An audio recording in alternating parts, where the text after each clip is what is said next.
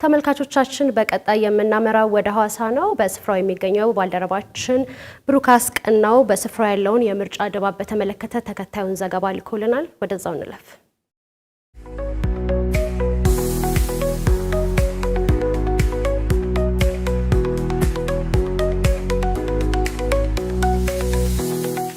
እንግዲህ ድምጽ ስሰጥ ያው በእጄ ላይ ያለውን ትልቅ ኃይል የመምረጥ መብትን ማለት ነው ያንን መጠቀም በመቻሌ በጣም ትልቅ ደስታ ተሰምቶኛል።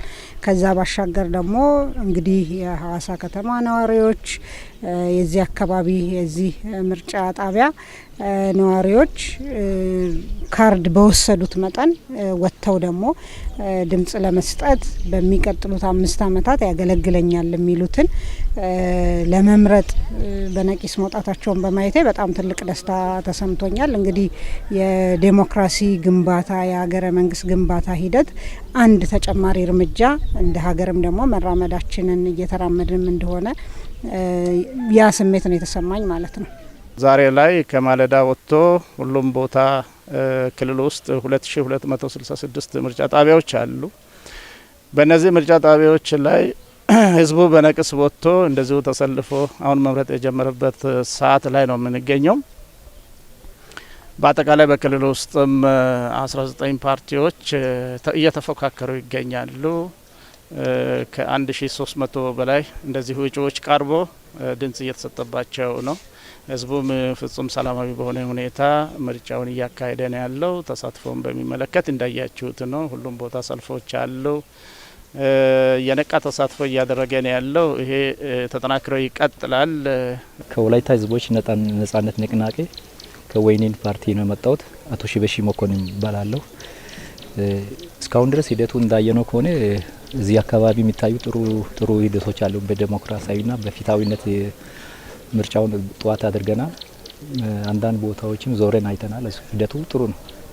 በዚሁ ከቀጠለ እንግዲህ አሸናፊውን እስከምንለኝ ድረስ እንግዲህ እኛም እየተዘዋወርን እያየን ስለሆነ ምንም የገጠመን ችግር የለም። ሰፊ ማህበረሰብ በዚህ አካባቢ ያለን እዚህ ሐዋሳም በእያንዳንዱ ምርጫ ክልል ተወዳድረናል። ታዛቢም አስቀምጠናል። ታዛቢዎቻችን በየጣቢያው አሉ። እንግዲህ ሂደቱ እስካሁን ድረስ እንዳየነው ከሆነ በጣም ጥሩ ነው።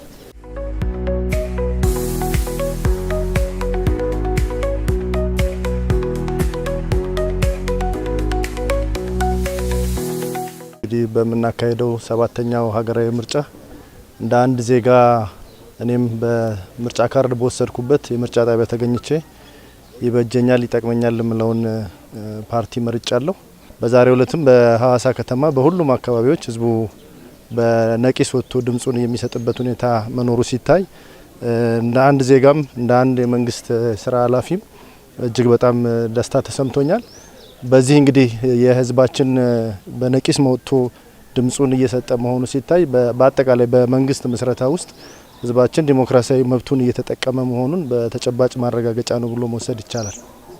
እኔ ትልቅ ደስታ ነው የተሰማኝ። የሚፈልገውን ፓርቲ መርጫ ያለው እንደ አንድ ዜጋ እንግዲህ እኔ የመረጥኩት ሌሎቹም መርጦ አሸናፊ ቢሆን በጣም ደስ ይለኛል። ከሁሉም በላይ ግን የተሳካ ሰላማዊ የህዝብ ድምጽና ሉዓላዊነት የተከበረበት ምርጫ ማካሄድ ከቻልን ይሄ ለሀገራችን ትልቅ ስኬት ነው።